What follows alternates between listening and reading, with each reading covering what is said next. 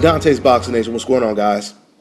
So on a story that was reported by Chris Williams from BoxingNews24.com, according to manager Cameron Dunkin, Nonito Donaire, it seems like he's going to be moving back down to 122 pounds. Cameron Dunkin seems to believe that Nonito Donaire, he has a very good chance of winning another title at 122. But you know, when I hear this news, to me, it seems kind of counterproductive to me. You know, Donaire is in a real bad situation right now. He's in a very, very bad situation, and I'll tell you why. Soon as Nonito Donaire got knocked out by Nicholas Walters, the excuses poured in. Oh, that guy was just too strong for Donaire, and, he was too big for Donaire, etc., etc.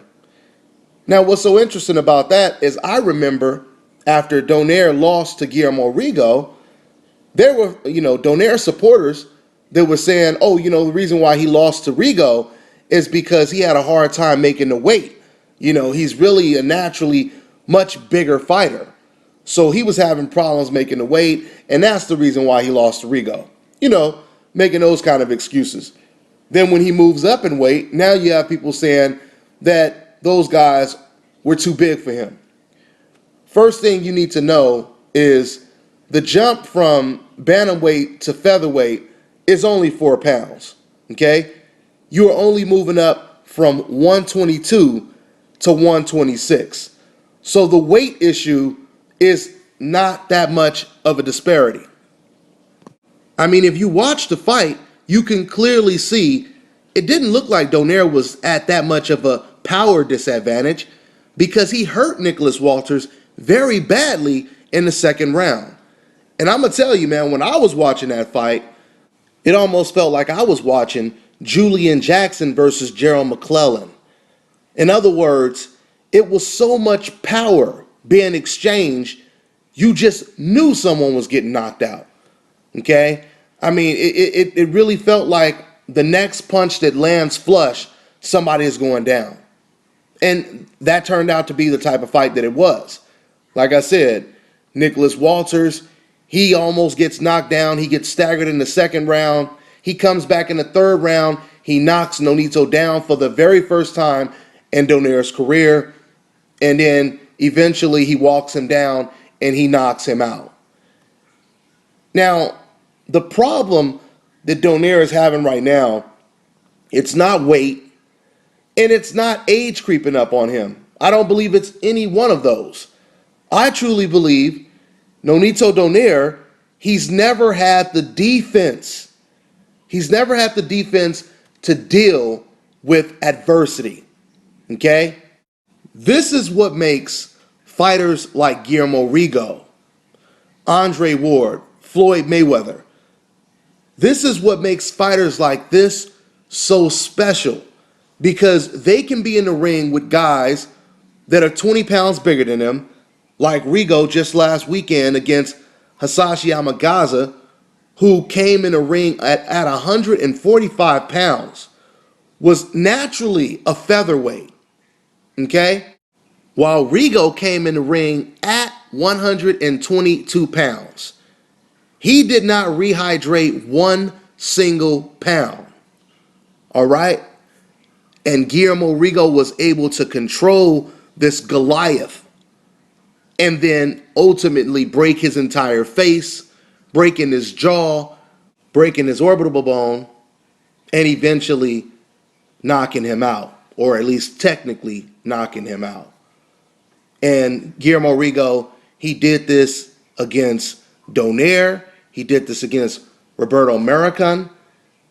He's done it a couple times already. This is what makes fighters like this special. Same thing with Floyd Mayweather. Fighting against Canelo, fighting against Marcos Maidana. Not only were these guys 15 to 20 pounds bigger than Floyd Mayweather, they were 10 to 15 years younger than Floyd Mayweather, and they were prime champions, current champions, okay? One of the most difficult things to do in the sport of boxing, as far as I'm concerned, is fighting against a guy who has skill and has more power than you do, or at least the same type of power. That's when you really know how good a fighter is. Because fighters like Nonito Donaire, he's used to going in the ring having the power advantage, right? If you look at all of his previous fights at 122, Nonito Donaire was always much bigger than his opponents. And you could see it right away. You could clearly see when you see Donaire fighting against Jorge Arce, Omar Narvaez. When you see him fight these type of fighters, Guillermo Rigo, you can clearly see that not only is Donaire much stronger than these opponents, but he's much bigger than these opponents. And since Donaire had so much of a size advantage and power advantage, that became Donaire's defense, was that massive advantage that he had. But once he moved up to 126, that was no longer his advantage. Now he has to rely on his skill and his defense. Now he's playing on more of an even playing field, right? He has guys that are just as strong as he is, if not stronger. Can he pull off the Guillermo Rigo versus Donaire performance? Can he pull off a Floyd Mayweather versus Canelo Alvarez type performance? Can he pull off the Steve Cunningham versus Natu Facenia performance? For those of you guys who didn't catch that fight, Steve Cunningham, who moved up from cruiserweight, fought an undefeated heavyweight who outweighed him by 70 pounds plus, okay? And Steve Cunningham, he had to rely on his skill and his God-given talent to beat this King Kong, but not only beat him, stop him in a technical knockout. Nonito Donaire was never able to do that. Defense, defense, defense. I've been telling you guys this since day one. Defense is more important than your offense, because Donaire has a hell of an offense. He has a great offense. But if you have a great offense and you're lacking in your defense, then when you step up and you fight against a guy who's just as strong as you, has a skill set that is similar to yours, a lot of times you're going to get results like this right here. This is why I can't wait to see how a fighter like Gennady Golovkin, how is he going to deal with that type of move up that Donaire made? Because see, right now, Golovkin, he's in the same situation. Right now, he's often the only guy in the ring with the massive power. And once again, your power becomes somewhat of your defense. Like how people always say your offense is your defense. It's a lot easier for your offense to be your defense when you have more power than all of your opponents. So no, the age excuse, that's not an excuse either. Because if you guys have been following Nonito Donaire's career, then you know even before he lost to Guillermo Rigo, he was struggling against fighters that he was supposed to beat easy. He's always had a lack of defense. You go back to the Wilfredo Vasquez fight. Donaire's face was all busted up, and if it wasn't for Donaire knocking down Vasquez, that fight would have been a draw. That's how close and competitive Nonito Donaire allowed that fight to be against a guy he was supposed to wipe out. Okay?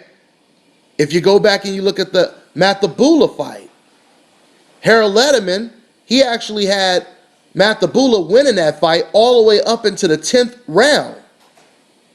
You look at the Omar Narvaez fight, where it looks like Omar Narvaez is 3 divisions below Nonito Donaire, but yet the first 6 rounds are back and forth.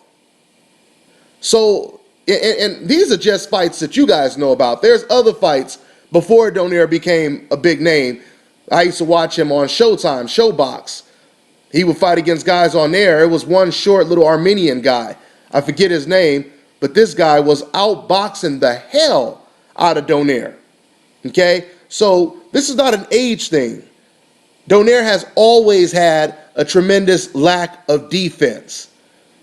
And defense is more important than offense in this sport for the 1,000th time. So Nonito Donaire, he's attempting to take a page out of Manny Pacquiao's book and move down in weight as opposed to moving up or holding your ground at the weight class that you're currently in. You know, it's interesting to me how boxing fans perceive these quote unquote power punchers, right? The guys that are supposed to be considered knockout artists and they intimidate their opponents with their power, etc., etc. What's so interesting to me is these are often the fighters that don't want to fight other power punchers. Like I just said, Manny Pacquiao, he moved down in weight. And I know, Manny Pacquiao fans, you believe that Pacquiao, he's too small for the weight class, even though he's been fighting there for the last couple of years, and he even went up to 154 to fight against Antonio Margarito. Now, if I ask you guys right now, who's the toughest out of Mayweather and Manny Pacquiao? Who has more heart? Who has more power? You guys will most likely say Manny Pacquiao does, right? So isn't that kind of odd? Wouldn't you expect Floyd Mayweather to be the guy to move down in weight because he's not the toughest, because he doesn't have the power, he can't get knockouts, he's feather-fisted? Wouldn't it make more sense for him to move down instead of Manny Pacquiao? You see what I'm saying? It kind of reminds me, even with my son. You know, out here, my son, because of his skill set, my son is able to spar with kids a lot bigger than him. Kids that are sometimes 15 to 20 pounds bigger than him. Sometimes my son, who's only 13, he'll spar with 30-year-old men that are, real small 30-year-old men, that are maybe like 130 pounds because they're so green and they don't have, the experience my son has. It kind of evens things out just a little bit.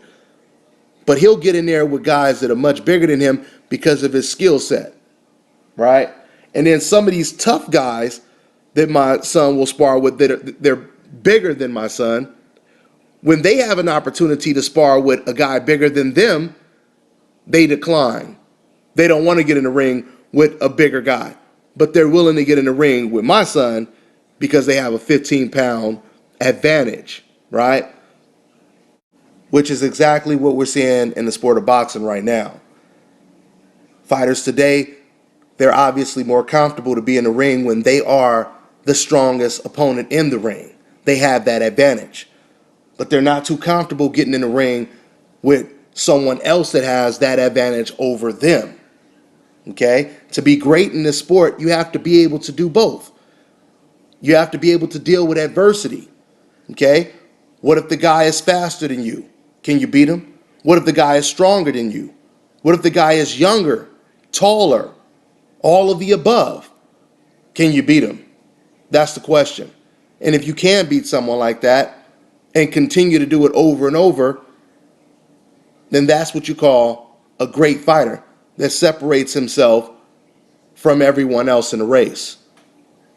So I don't know how great of an idea it is for Nonito Donaire to move down to 122 because, like I said, Donaire, as far as I'm concerned, if he really wanted to, Donaire could go all the way up to 135 and still probably rehydrate a good 10 pounds. Okay, he's a big guy. He walks around, I think he walks around at like about 140, 145.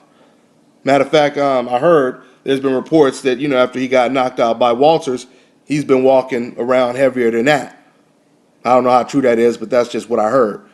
But nevertheless, he's a real big guy. So trying to cut down all the way to 122 just so you can have a size advantage over your opponents, I don't know how beneficial that will be to Donaire. Now, one thing I will say is, yeah, there are certain fighters out there that he can still beat. I mean, of course, if Donaire fought someone like a Leo Santa Cruz, now he's in the ring with another guy who lacks defense. So that gives Donaire an advantage. And Donaire is probably stronger than Leo Santa Cruz. Matter of fact, I know he is. So I agree with Cameron Dunkin. There are, titles out there that Donaire can win. I mean, he might even be able to beat Abner Mares as long as he stays away from the real skillful fighters like Guillermo Rigo, like Nicholas Walters, like Lomachenko. As long as he stays away from fighters like that, he shouldn't have too many problems. That's pretty much all I got, guys. I'm on to the next one.